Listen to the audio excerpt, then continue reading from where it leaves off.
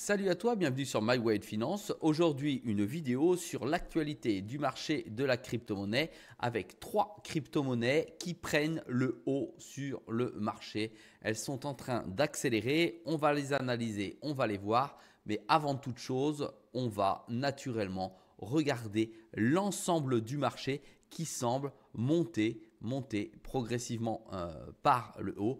Attention, nous sommes que début février, ça ne veut rien dire concernant fin février et mars. C'est parti.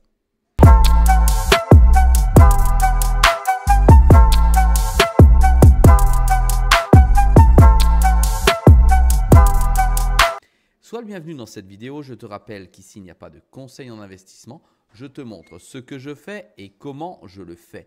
Nous avons un indice Fear and Greed, l'indice de la peur ou de la cupidité qui est aujourd'hui à 38. 38, ça signifie qu'il ne vaut mieux rien faire. Il y a une peur sur le marché qui est institutionnalisée et qui est au sein de tous les acheteurs. C'est-à-dire que les vendeurs sont un petit peu plus forts, c'est-à-dire qu'il y a une pression sur le marché. D'ailleurs, quand on regarde tout de suite la liste globale sur CoinMarketCap, on voit que le BTC reste totalement stable à 96 000 $. Nous avons également l'Ethereum qui est à 2689 $. Si tu te souviens des dernières vidéos que j'ai fait, eh bien tu sais parfaitement que celui-ci va avoir du mal dans les prochaines semaines à repasser, selon moi, au-dessus des 3000 $. Nous avons l'XRP que nous allons aller analyser plus en détail, qui fait un bond en avant et on va voir pourquoi. Nous avons le Solana qui reste flat, nous avons le BNB qui reste flat et ça naturellement dans les dernières 24 heures. Allez, jetons un petit coup d'œil très rapide sur l'ensemble du marché avec mon scan RSI et on voit effectivement que des jetons comme le XRP, le Trump, le Jump, le JTO, bon le TUSD c'est un stablecoin, on ne regarde pas, et l'XML, le Nexo, le LGO sont plutôt le PAX avec effectivement l'or qui bat des records sur records. Ils sont ces cryptos au-dessus des 55 de RSI. Ils sont passés même dans la zone des 60. Ça veut dire qu'on arrive dans une zone de surachat. Ça peut devenir finalement ultra intéressant de se positionner dessus pour les traders s'ils veulent jouer le repli en contre-tendance. Attention, c'est très risqué. Ou alors, ça peut vouloir dire qu'enfin, le marché est en train de repartir vers le haut et que peut-être c'est la fin du calvaire. J'ai bien dit peut-être. Allez, on regarde tout de suite le XRP, ce que ça vaut aujourd'hui directement. Ça vaut un RSI, alors ça va charger, un RSI de 71 sur les 4 heures et un RSI ici de 52 sur 52 en one day. Ça signifie qu'effectivement, il est en train de monter. On va aller voir ça plus en détail après, mais qu'il n'a pas fini sa montée. C'est une formidable hausse à 72, 71, mais qu'il y a encore beaucoup sous le pied concernant le XRP parce que nous sommes en 4 heures et non en une journée. Voilà pour son analyse ultra rapide. Ensuite, nous avons d'autres cryptos comme l'XML qui peuvent être effectivement également intéressants. Regarde, je vais tout de suite dessus. On a le RSI en 4 heures qui est à 63,20, 63,47.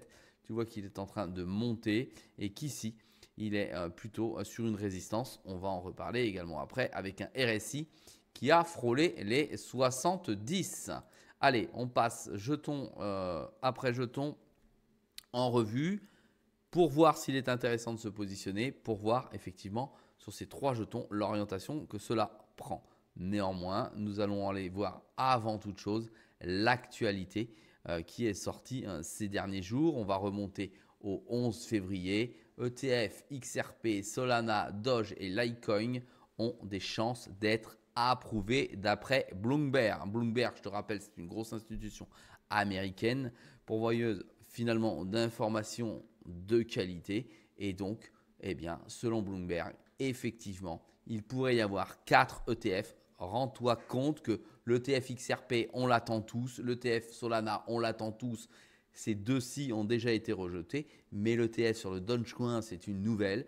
Et sur le Litecoin également, ça signifie qu'ils vont pouvoir peut-être effectivement bénéficier d'un fort pump à la sortie de l'ETF, puisque un ETF, je te rappelle, bon, un tracker, ça donne la possibilité à tout à chacun de passer par son établissement bancaire ou autre, d'accord, et d'acheter finalement un panier de crypto-monnaies sans pour autant posséder de crypto-monnaies. Donc ça a un énorme intérêt puisque les banques vont pouvoir les proposer sans avoir d'infrastructure sur la blockchain et sans donner accès à un wallet particulier. On peut l'acheter tout en étant avec son compte bancaire traditionnel, c'est-à-dire posséder soi-disant de la crypto parce qu'on ne la possède pas, d'accord, ou en tout cas un actif financier qui reflète la valeur de cette crypto et pouvoir l'échanger à volonté.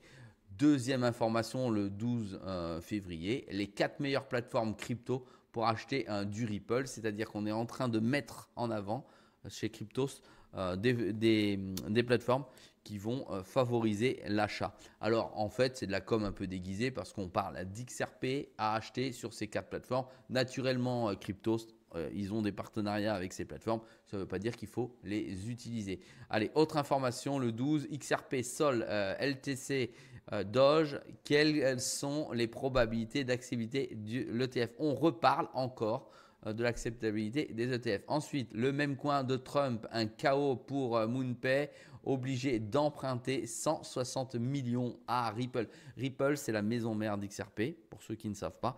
D'accord. Et à Galaxy Digital. Eh oui, parce qu'il y en a qui ont investi en masse sur le même coin de Trump. Il s'est écroulé. Et maintenant, il faut un peu de fonds pour réussir à survivre. Ça, c'est chaud, chaud, chaud. Dernière information du 14 février, XRP. Donc, l'ETF XRP, la SEC ouvre la voie à une approbation historique. Maintenant, on va aller voir ces fameuses crypto-monnaies tout de suite.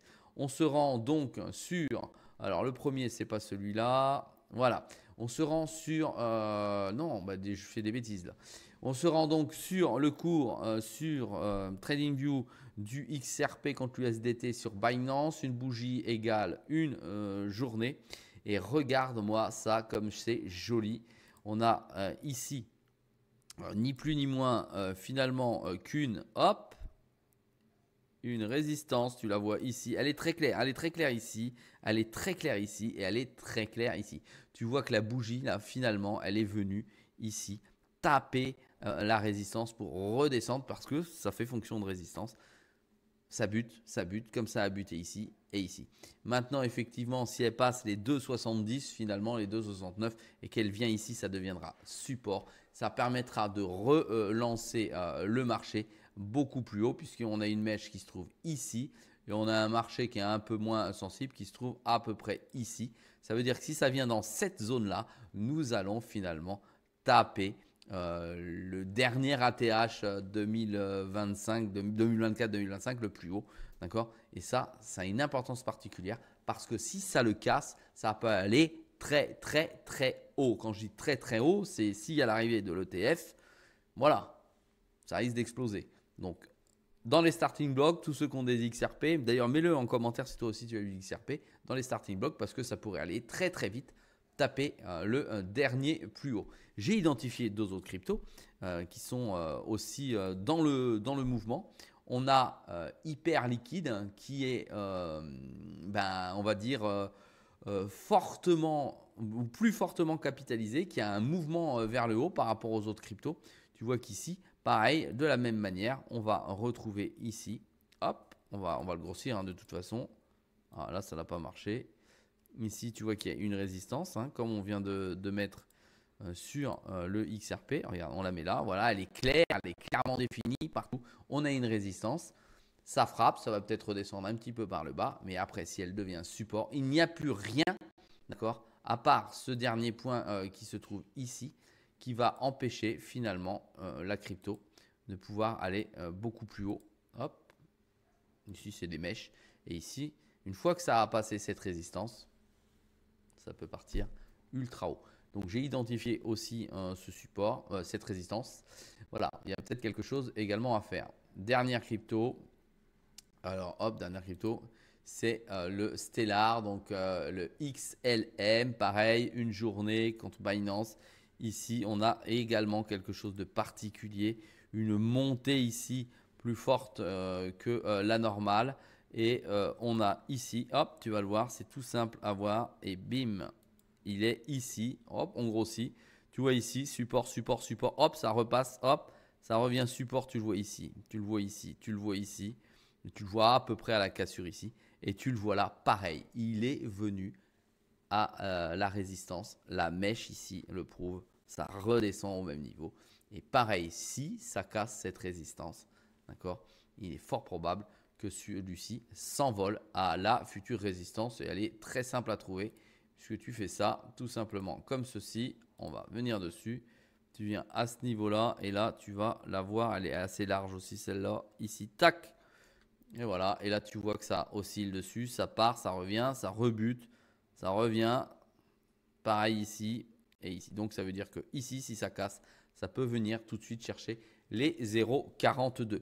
Voilà, j'espère que ce type de vidéo te plaît. C'est une vidéo plutôt d'actualité, fait très rapidement pour que tu puisses suivre le marché au plus près. Si toi aussi tu as le même avis ou un avis différent de moi sur ces trois cryptos, n'hésite pas à me le dire en commentaire, c'est là pour ça. N'oublie pas de m'encourager avec un pouce bleu et rappelle-toi, sur My Way de Finance, c'est une vidéo tous les jours à 6 h du matin. Salut!